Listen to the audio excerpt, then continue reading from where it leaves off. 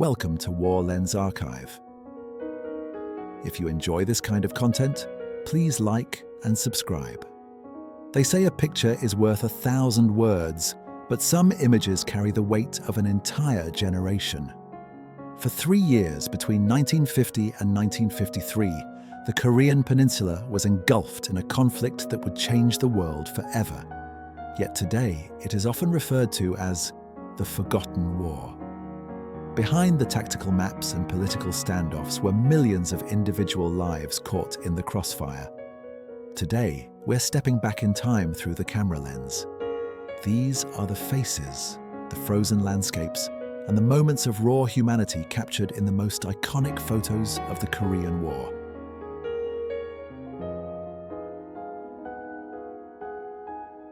With her brother on her back, a war-weary Korean girl trudges by a stalled M26 tank at Haengju, Korea, on June 9, 1951. In this undated photo from North Korea's official Korean Central News Agency, distributed by Korea News Service, North Korean combatants plunged together with the tank unit in Seoul during the Korean War. In this photo from North Korea's official Korean Central News Agency, American combatants captured during the Korean War march down a street. Troops of the 31st Infantry Regiment land at Incheon Harbor, Korea, aboard LSTs on September 18, 1950. This picture was taken by a USAF RF-80 photo reconnaissance plane of actual strafing attacks by 5th Air Force planes on North Korean targets.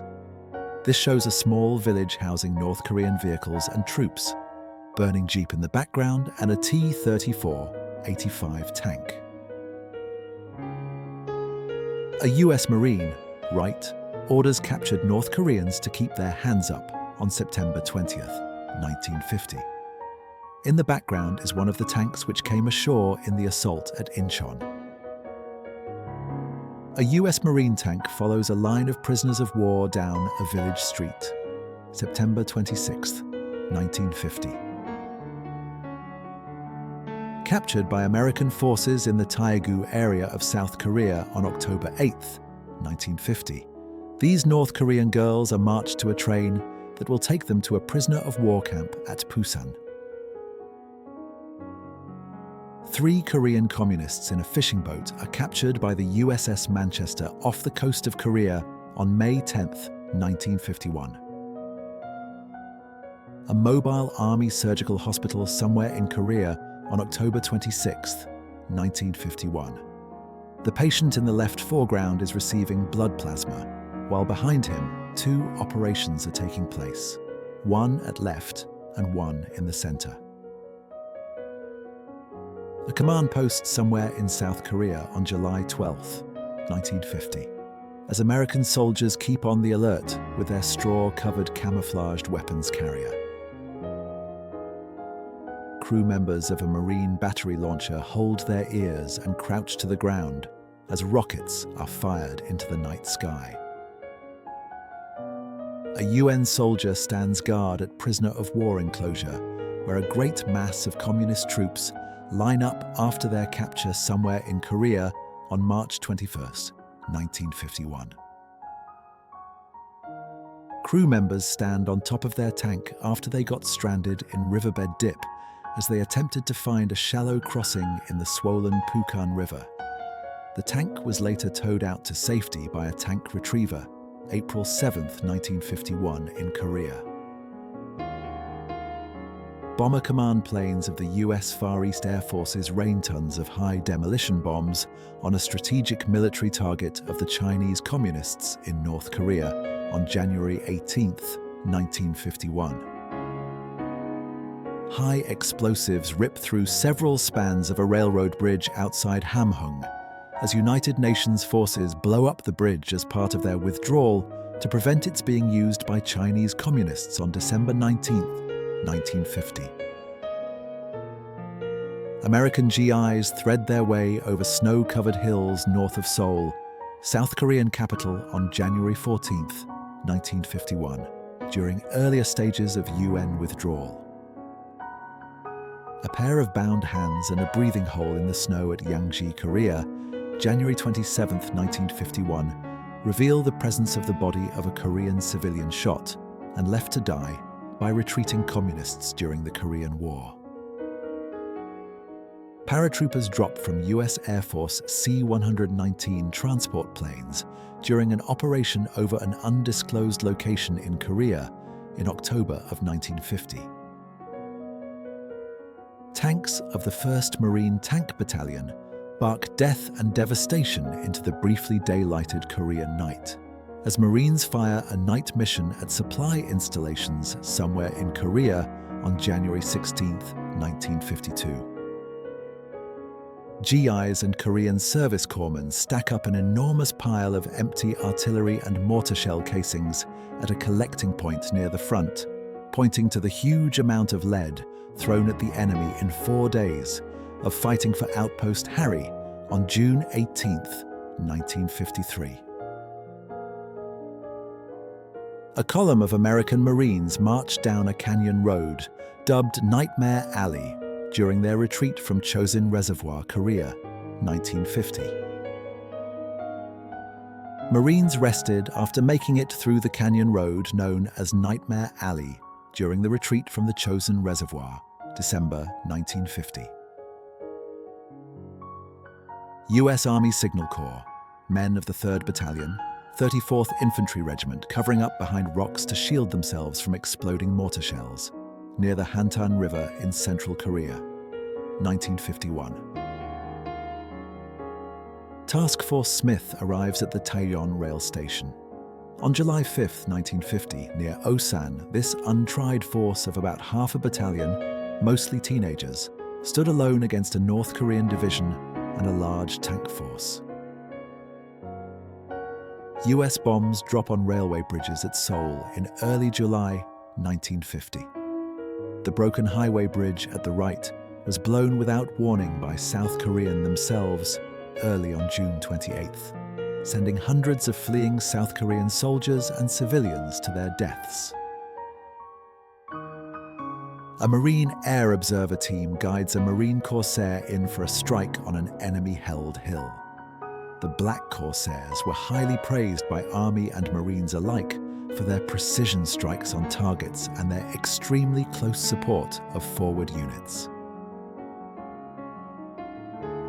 Bagpipers of the Argyll and Sutherland Highlanders on August 29, 1950, pipe ashore at Busan, a battalion of their Scottish regiment and a battalion of the English Middlesex Regiment, the first Allied ground forces to join the Americans and South Koreans.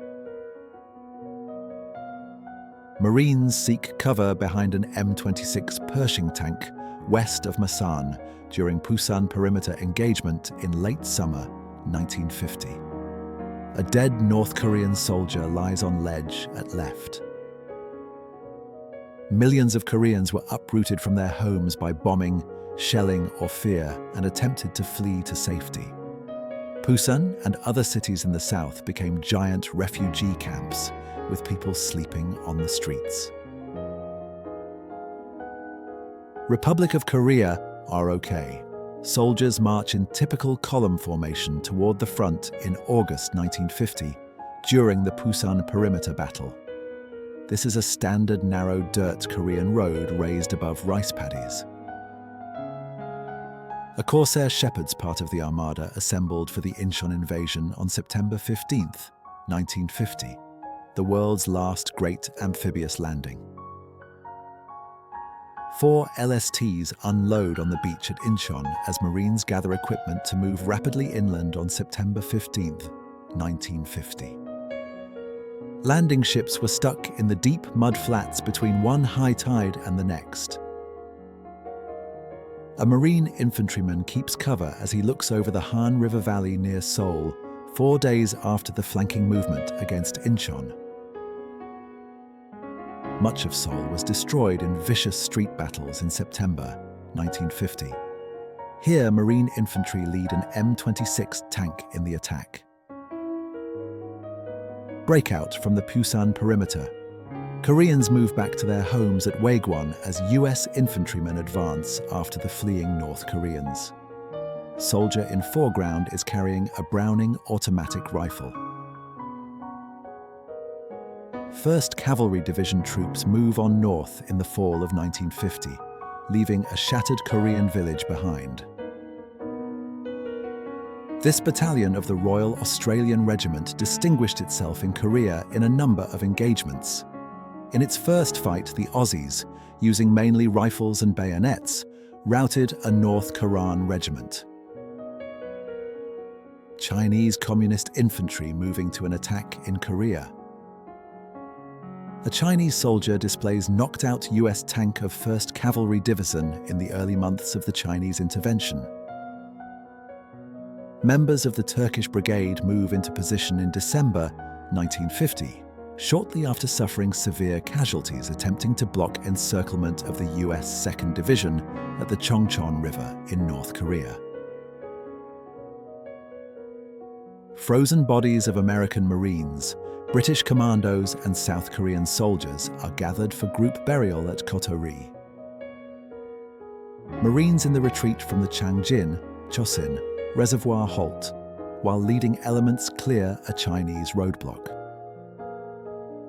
This C-47 is being unloaded at the tiny Hagaru-ri airstrip at Changjin, Chosin Reservoir. From here, 4,812 wounded and frostbitten men were evacuated by air in the 5 days before the retreat to the sea began.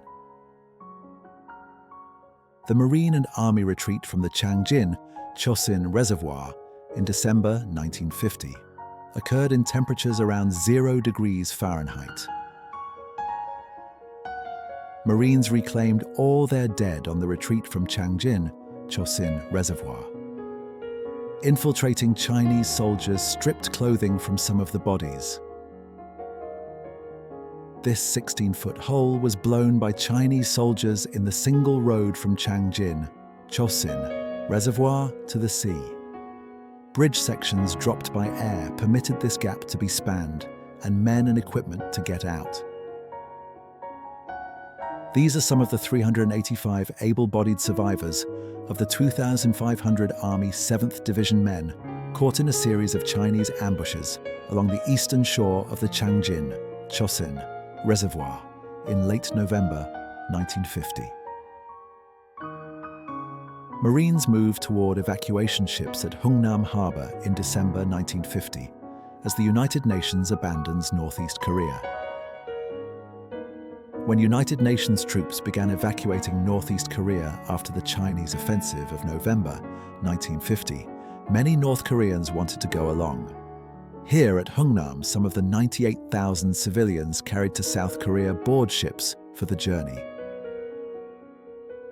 US ordnance teams detonate great stocks of American ammunition at Hungnam as the last troops of X-Corps withdraw in landing craft and abandon the effort to conquer North Korea. An American F-80 jet attacks North Korean vehicles in the open. The F-80 was armed with 6 .50 caliber machine guns and could carry rockets and bombs. A wounded soldier of the French battalion is readied to be carried back for medical care. The French battalion gained renown and suffered high losses at Chipyong-ni in early 1951 and on Heartbreak Ridge in the fall of 1951. 4 white phosphorus artillery shells drop on Chinese positions in front of the 25th Division on the western I Corps front in February 1951. Chinese soldiers captured near Hwachon Reservoir in central Korea await shipment at 24th Division headquarters. Soldiers of the English Gloucestershire Regiment Battalion stop for afternoon tea. In April 1951, this battalion was overrun by a massive Chinese attack, and only a few of its members reached UN lines. A battery of 155mm long Tom rifles fire north of Seoul in May 1951, as United Nations troops move up behind withdrawing Chinese. a US 3rd Division medic gives blood to a wounded North Korean soldier. To protect against American artillery fire and air attacks, the Chinese and North Koreans created deep underground tunnels, rooms and bunkers, nearly impervious to all but direct hits by heavy caliber weapons. These Chinese soldiers are armed with potato masher grenades. Men of the 9th Infantry Regiment, 2nd Division, climb a steep slope on Bloody Ridge on September 5, 1951. This regiment suffered severe casualties in this and the subsequent Heartbreak Ridge battles. 2 Chinese communist soldiers in their standard padded cotton uniforms stand guard on the edge of the neutral zone at Panmunjom, midway between the Communist and United Nations lines, where the 2-year truce talks were largely held. An enemy mortar round lands directly on a marine ridgeline position. The central valley of Kojedo, where most of the compounds housing North Korean and Chinese prisoners of war were located. Extremely crowded POW enclosures on Kojedo reduced United Nations control and permitted Red POW leaders to direct riots and other violence by prisoners.